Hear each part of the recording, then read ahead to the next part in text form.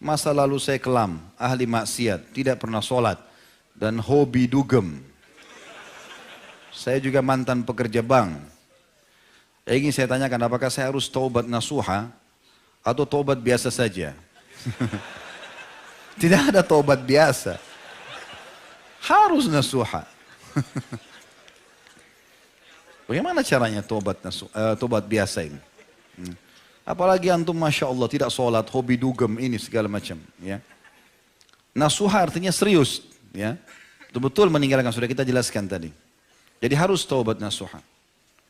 Yang kedua, apakah harus sholat taubat dan mandi taubat? Kalau mandi saya tidak tahu. Ya. Yang saya tahu ada sholat iya.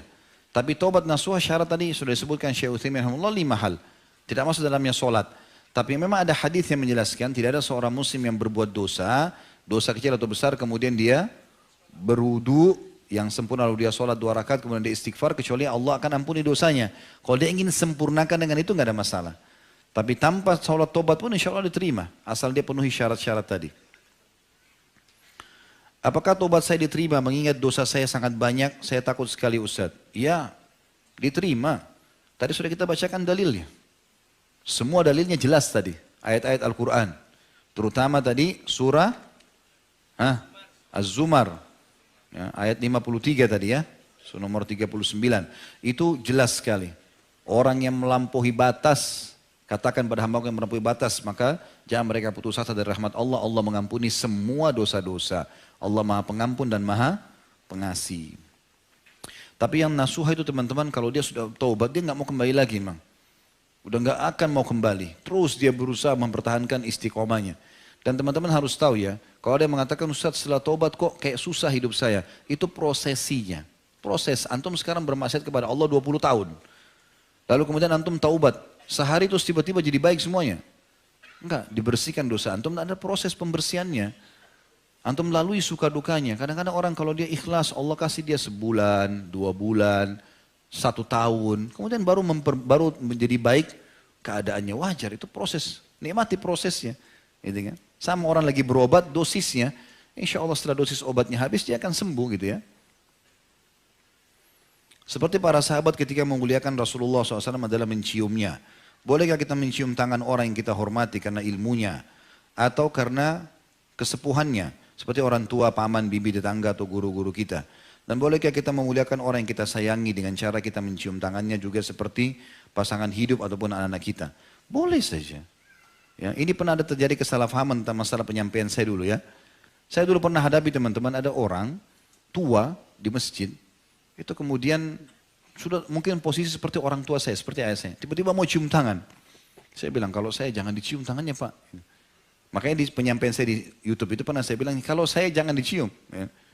Saya tidak merasa saya berhak untuk itu.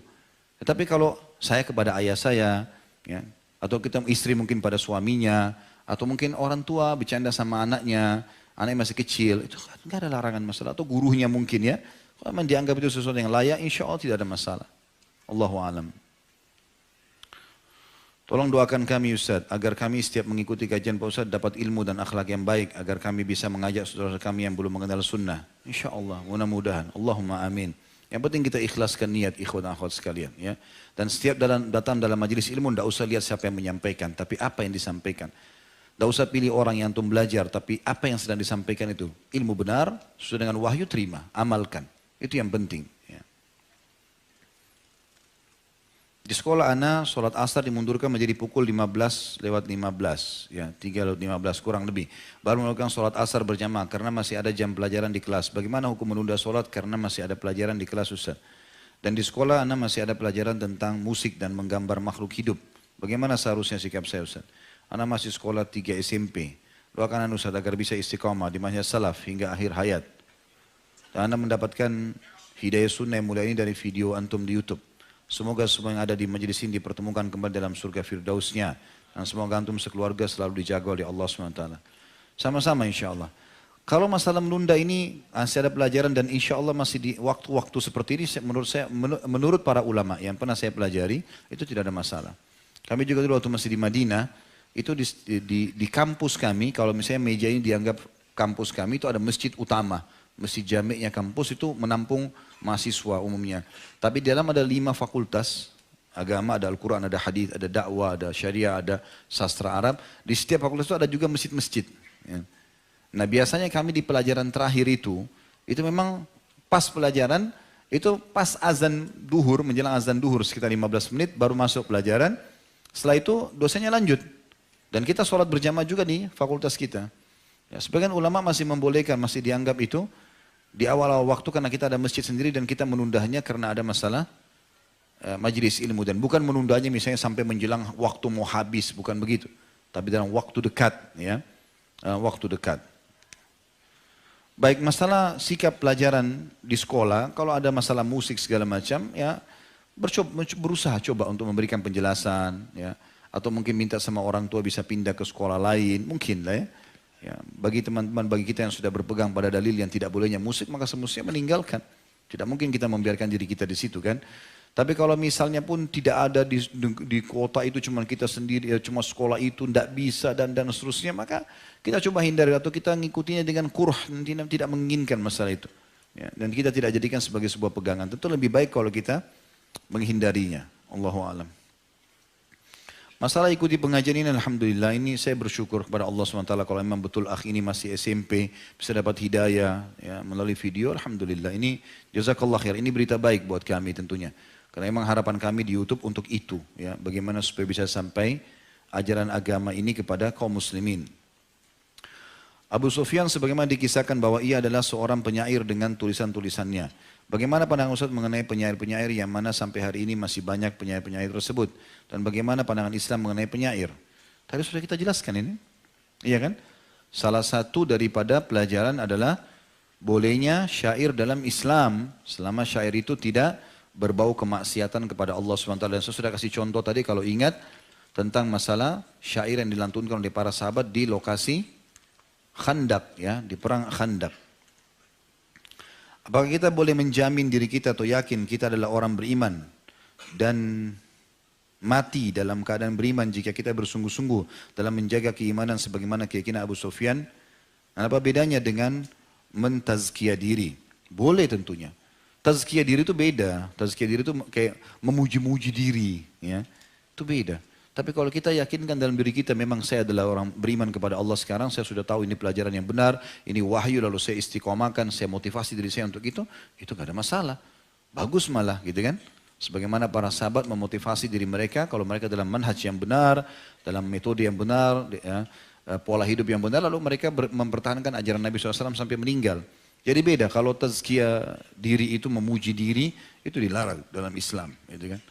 Kamu sudah berapa lama di majelis ini? Saya sudah 3 tahun lalu. Enggak ada angin, enggak ada apa. Mau 3 tahun, mau 5 tahun, enggak ada urusannya. Jadi kan enggak usah dipuji diri di situ. Ya. Mau bertanya soal ajal yang Ustaz tadi bilang. Ajal tidak bisa dipercepat atau lambat. Waktunya sudah ditentukan. Pasti. Bagaimana dengan hadis yang mengatakan sedekah memperpanjang umur? Ini sudah dijelaskan oleh Ibnu Taimiyah rahimahullah. Beliau menjelaskan hadis yang semua berhubungan dengan berpanjang umur seperti silaturahim, memperpanjang umur gitu kan, sedekah memperpanjang umur. Ini beliau mengatakan yang diperpanjang bukan jumlahnya tapi berkahnya. Jadi kalau misalnya ada orang 70 tahun si A selalu silaturahim dan sedekah misalnya. Sementara si B 70 tahun juga tidak melakukan itu. Maka kita temukan si A ini berkah. Dalam 70 tahun sudah bangun masjid, sudah punya rumah anak yatim, banyak kegiatan baik yang dia sudah lakukan. Allah berkahi perpanjangan umur dalam ibadah gitu loh.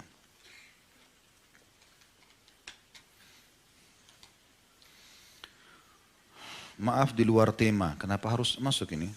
Baiklah, saya hanya ingin meminta doa dari Ustadz dan jemaah semuanya di sini bahwa saya sedang proses pencarian istri yang soleha.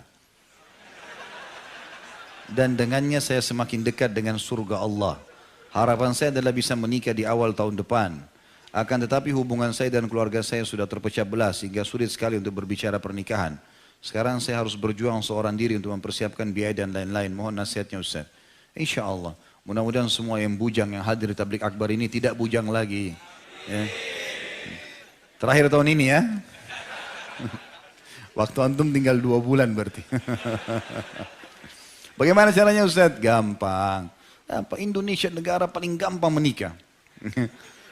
Paling mudah Masya Allah, paling murah seluruh dunia. Perangkat sholat, Al-Quran nikah. Modalnya masuk masjid sholat. Minta sama imam, imam saya mau nikah imam. Dicarikan di kampung nanti. Ya. Kalau di kota yang mahal-mahal memang jangan. Ya. Cari yang murah-murah, yang bedaknya 20.000. Ya. Dia antum bisa hidup. Yang penting status suami kan. Ya. Karena nanti orang juga banyak bilang, saya tidak mau nikah sama orang di kampung Ustaz. Mungkin karena beda, orang kota kan sudah tahu dandan segala macam. Kan bisa antum ajarin. Kan bisa belajar gitu kan. Tapi dia Masya Allah tidak ikut pergaulan bebas, tidak segala macam. Maka itu bagus. Kan? Yang penting kalau mau nikah jangan rewel. Tinggi, putih, cantik, pintar. Nanti di surga ada bidadari.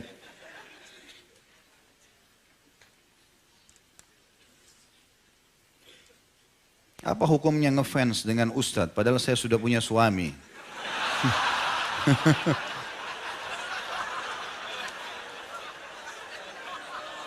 Ini perlu dirincikan, ngefans apa dulu? Kalau yang dimaksud adalah kajiannya, kajian penyampaian ilmunya, nggak ada masalah. Tapi kalau fisiknya jangan. Nggak boleh. Semua muslimah kalau sudah menikah, suamiku adalah rajaku. Sudah selesai. Nggak ada lagi, haram, tidak ada poliandri. Ya, nggak ada. Hah? Tidak boleh. Ya. Kalau cuma pelajaran yang disampaikan, nggak ada masalah.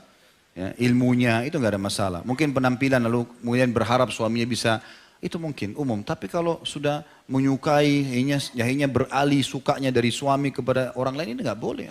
Hukumnya haram dalam Islam, tidak boleh sama sekali. Karena tidak ada poliandri kan gitu. Kalau poligami boleh laki-laki. Pembelaan kepada sama jenis saya. Bagaimana cara mendakwai keluarga sendiri dan menjelaskan ke orang tua kalau kita pergi mengaji pakai kerudung panjang sedang mendekatkan diri kepada Allah karena ibu saya sedang bilang kerudungnya kepanjangan jadi terlihat besar. Itu sudah sering kita bahasakan ini. Ya, caranya sederhana. Setelah ikut pengajian ikhwah dan akhwat sekalian, antum harus menjadi orang lebih baik dari sebelumnya. Gitu kan? Kalau sudah ikut pengajian teman-teman sekalian, ada orang tua lebih bakti, lebih santun, lebih ramah, lebih royal, lebih semuanya. Karena memang kita tahu itu ibadah. Harusnya begitu. Jangan orang tua kita nonton TV 30 tahun sinetron, antum baru ikut taklim seminggu, haram nih kayaknya. Lewat depan TV, matiin, bu neraka. Nah ini masalah. Gimana caranya 30 tahun diubah dengan langsung begitu?